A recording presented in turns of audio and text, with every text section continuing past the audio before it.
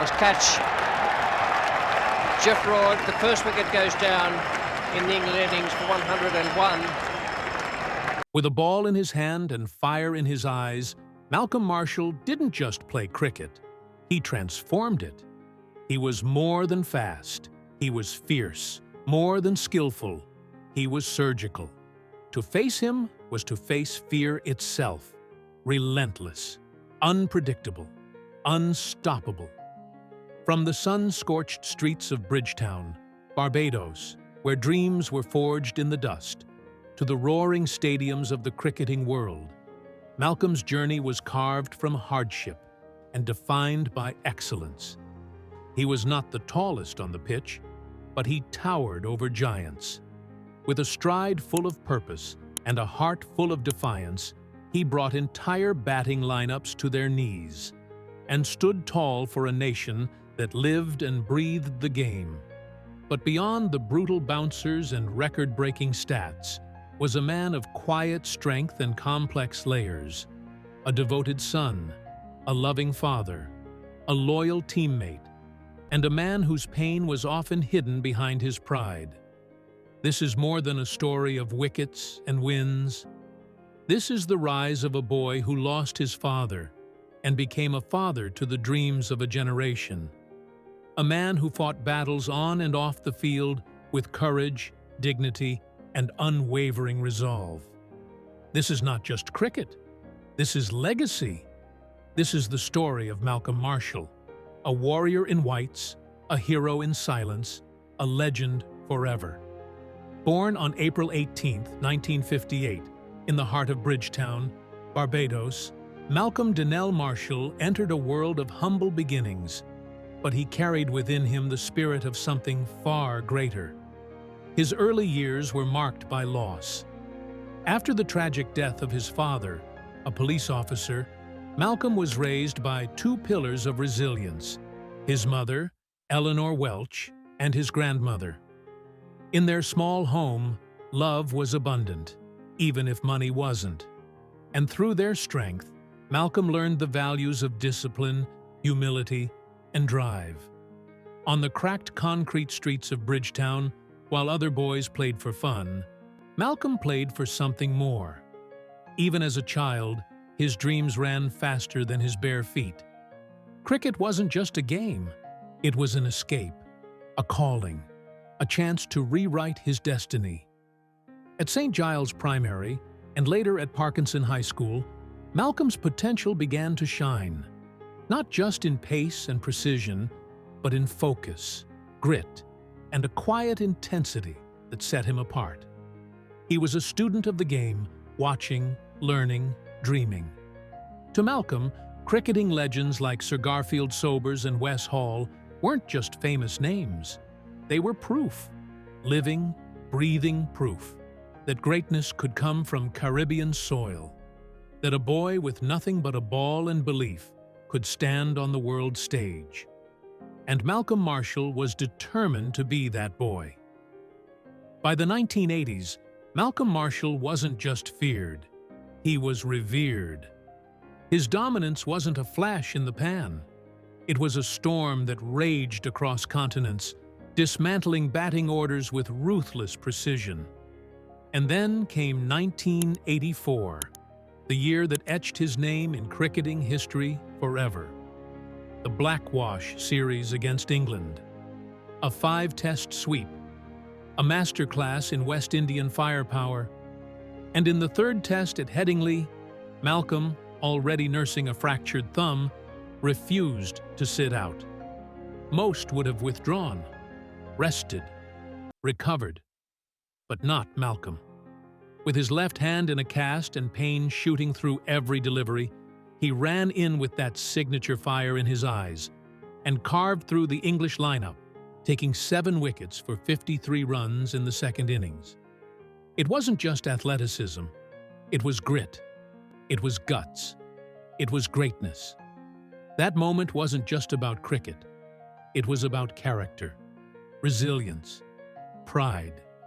But perhaps the truest measure of Malcolm Marshall wasn't just in his wickets, or his speed, or his incredible swing.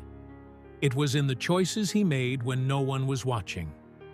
In the mid-'80s, when offered a $1 million deal to join a rebel West Indies tour to apartheid South Africa, Malcolm said no, flat out. He refused to cross that line, not for money, not for fame. Because for Malcolm, justice wasn't negotiable. Dignity wasn't for sale. In turning that offer down, he became more than a cricketer. He became a symbol of principle over profit. A man whose legacy wasn't just built on stats, but on stands. By the time he stepped away from international cricket, his numbers spoke volumes. 376 wickets in 81 tests. Another 157 in 136 one-day internationals.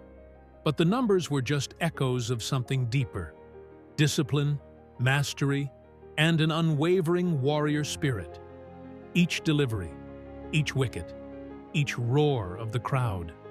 They told the story of a man who never backed down, a man who gave everything, right down to his broken bones, for the pride of the Caribbean, for the love of the game, and for something bigger than himself. Retirement from cricket didn't mean retirement from purpose. Malcolm Marshall wasn't the kind of man to fade quietly into the background. If anything, he became louder in meaning, even if his days of charging down the pitch were behind him.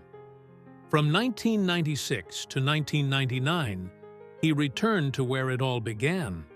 Not as a player, but as a coach, a mentor, a builder of futures. He poured his knowledge, his discipline, and his unmatched instincts into the next generation of West Indies cricketers. He also coached at Hampshire, the county that had become a second home, passing down fast bowling craft to young hopefuls in the English system. No matter where he was, Malcolm never held back. He gave fully, of his time, of his energy, of his wisdom. Off the field, Malcolm was just as devoted. After 13 years together, he married his beloved partner Connie in 1999. Their bond wasn't forged in fame, but in loyalty, in quiet moments, and in shared dreams. Together, they raised their son, Mali, a boy who saw not just a cricketing icon, but a father full of love, laughter, and strength. Malcolm also had two other children, Shelley and Benjamin.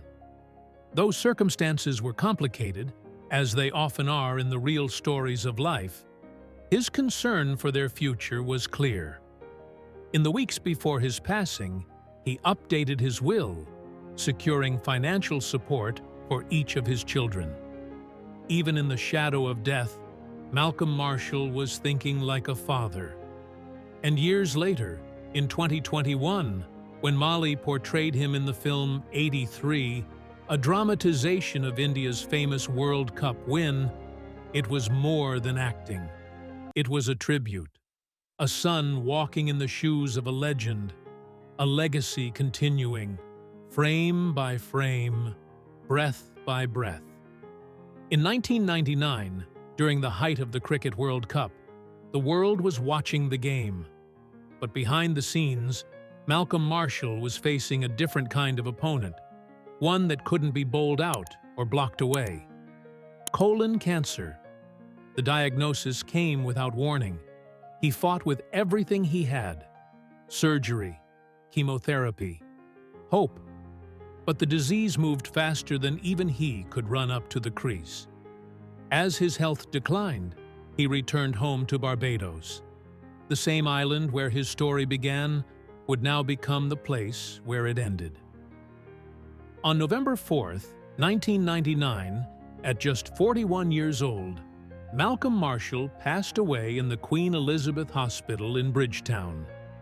His weight had dwindled to just 55 pounds. The man who once roared like a lion on the pitch left this world quietly, but not without leaving a deafening silence in his absence. The cricketing world was shattered. Tributes poured in. Legends bowed their heads. 5 former West Indies captains served as pallbearers. carrying his casket in a show of respect that transcended sport.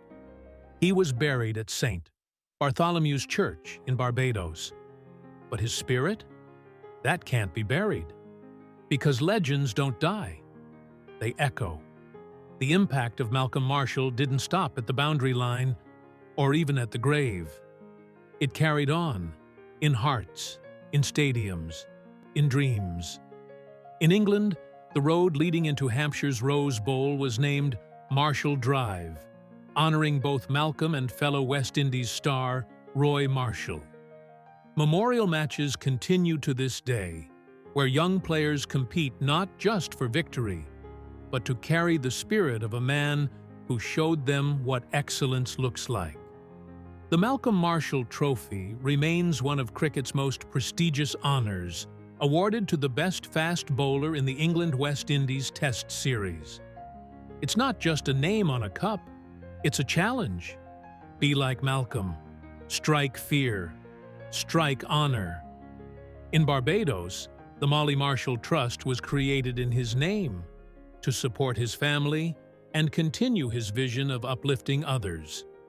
A star-studded memorial match in London brought together 30 cricket legends, 17 of them former Test captains. Sir Vivian Richards, Brian Lara, Curtly Ambrose, they all came to play for Malcolm. His captain at Hampshire, Mark Nicholas, once wrote, "He was not only one of the finest bowlers the game had ever seen, he was one of the most loved." And that's the heart of it. Because legacy isn't just built on stats. It's built on how you make people feel, how you lift them when you're gone. And Malcolm lifted generations. He remains the yardstick by which fast bowlers are measured. Not just in speed, but in spirit. If that shocked you, hit subscribe. You're not ready for what's coming next.